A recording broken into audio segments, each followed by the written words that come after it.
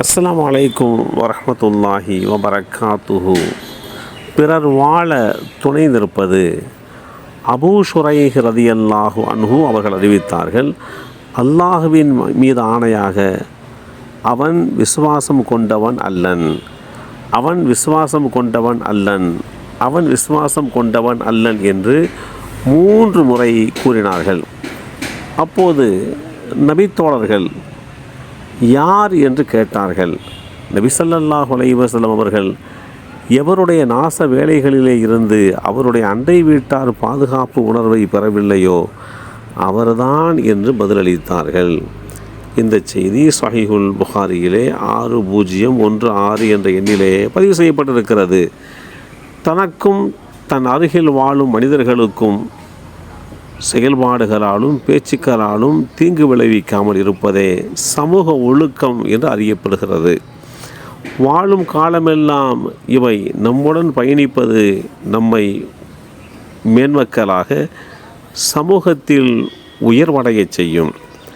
அண்டை வீட்டில் வசிப்பவர்களோடு அன்பாக பழகி இவ்வாறு வாழ இஸ்லாம் வழிகாட்டுகிறது. நீங்கள் வாழ்வதற்கு பிறர் வீழ வேண்டுமென நினைக்காதீர்கள்.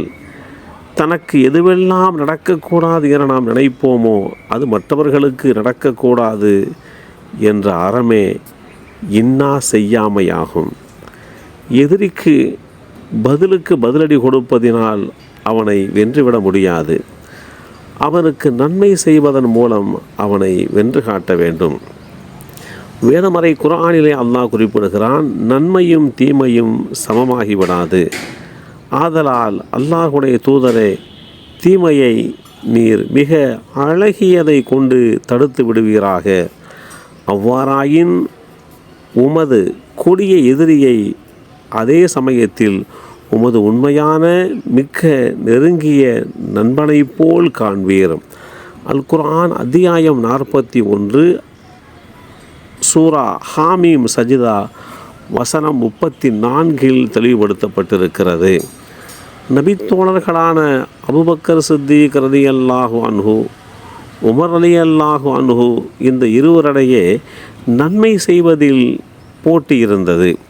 இது பற்றி உமர் ரலியல்லாஹு அன்ஹு அவர்கள் குறிப்பிடுகின்ற போது, ஒரு நாள் அல்லாஹுடைய தூதர் ஸல்லல்லாஹு அலைஹி வஸல்லம் அவர்கள் எங்களுக்கு தர்மம் செய்வது குறித்து ஏவினார்கள். செல்வம் என்னிடம் நிறைவாக இருந்ததால் இது எனக்கு ஒரு வாய்ப்பாக அமைந்துவிட்டது.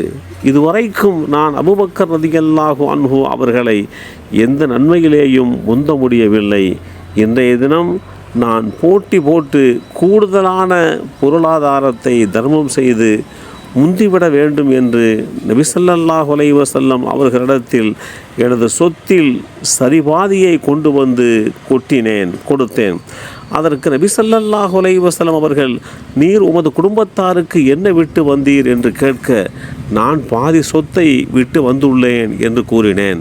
பிறகு அபூபக்கர் ரலியல்லாஹு அன்ஹு அவர்கள் தம்மிடம் உள்ள அனைத்தையும் அல்லாஹுடைய தூதரிடம் கொண்டு வந்து கொடுத்தபோது, நீர் உமது குடும்பத்தாருக்கு என்ன விட்டு வந்தீர் என அல்லாஹுடைய தூதர் ஸல்லல்லாஹு அலைஹி வஸல்லம் அவர்கள் கேட்டதும், நான் அல்லாஹுவையும் அல்லாஹுடைய தூதரையும் மட்டுமே மிச்சம் வைத்துள்ளேன் என்று பதில் கூறினார்கள். இதை பார்த்த உமர் ரலியல்லாஹு அன்ஹு அவர்கள் அபூபக்கர் ரலியல்லாஹு அன்ஹு அவர்களை பார்த்து, நான் எதிலும் எப்போதும் உங்களை முந்திவிட முடியாது என்று குறிப்பிட்ட செய்திகள் நபிமொழி தொகுப்புகளில் பதிவு செய்யப்பட்டிருக்கிறது. போட்டி என்றால் இதுதான் சரியான போட்டி.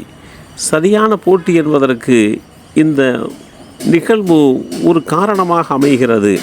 இவ்வாறு பிறருக்கு நன்மைகள் செய்வதிலேயும் தான தர்மங்கள் செய்வதிலேயும் வணக்க வழிபாடுகளிலேயும் போட்டி போடுவதைத்தான் இஸ்லாம் நமக்கு வழிகாட்டி தந்திருக்கிறது. எல்லாம் வல்ல அல்லாஹு தஆலா என்றைக்குமே பிறருக்கு வாழ்வதற்கு உண்டான துணை நிற்கக்கூடிய நல்லோர்களாக நாம் இருப்பதற்கு நமக்கும் நம்முடைய சந்ததிகளுக்கும் அல்லாஹ் அருள்பாலிப்பானாக. அஸ்ஸலாமு அலைக்கும் வரஹ்மத்துல்லாஹி வபரகாத்துஹு.